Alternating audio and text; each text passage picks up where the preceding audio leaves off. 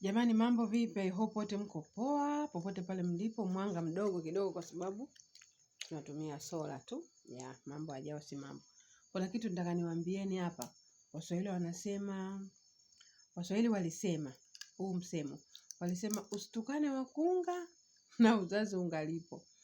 Usitukane mamba na bado hujavuka mto, si ndio?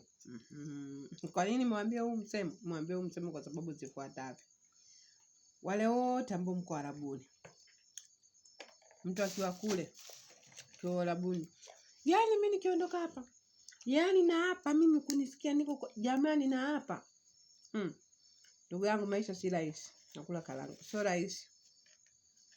Maisha sio rahisi. Ushazoea kuchukua kuku kwenye freezer, kuchukua samaki kwenye freezer, kuchukua nyama kwenye freezer. Unajua umekuwa mtoto. Yaani wewe ni mtoto moja kwa moja. Kwa hiyo mtoto wewe unapoingia kwenye maisha yako rasmi sasa ya peke yako, hakuna freezer la nyama la kuku wala la samaki.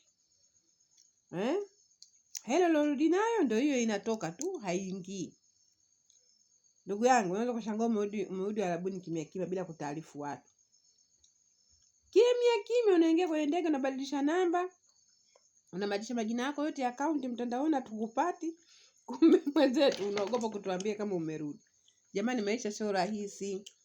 Usitukane wakunga na uzazi bado ungalipo. Usimtukane mamba bado hujavuka mto. Maisha sio rahisi Afrika, msikurupuke. Mimi nakwambia kuniona tena kwa Maarabu abadani na hapa. Bora nikale mchicha aliolima nani?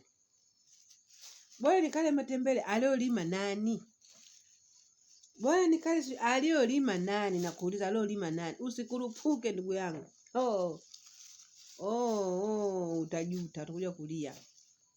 Maana yake kwa kweli mimi nimeona sijui. Maisha sio rahisi. Maisha sio rahisi. Mtoto wewe ambaye ulizoea kuchukua kuku kwenye friji, nyama kwenye friji, unarudi nyumbani umekuwa mtu mzima ghafla. Unataka ule nyama unanunua mwenyewe. Ule kuku unanunua mwenyewe kwa hela yako. Pa kulala ulipie mwenyewe. Hakuna kulalamika, madam hajaniletea sabuni na siku 4, nini mafuta sina, nini. Navyoongea hapa na maana yangu kukusanua ndugu yangu. Usikurupuke, usitukane mkunga na uzazi bado ungalipo. Peka kwenye grupu kwa TikTok umedanganyana. Mtu yuko Tanzania, mwenzangu rudi. Maisha yako ni marahisi. Usiige maisha ya mtu. Ya kwako na mwingine ya mwingine. Hujui yeye katoboaje. Usimpate mtu. Fuata mwenye kilichokuleta. Huyu ni wa udugu. Tumekutana huku ndugu yangu.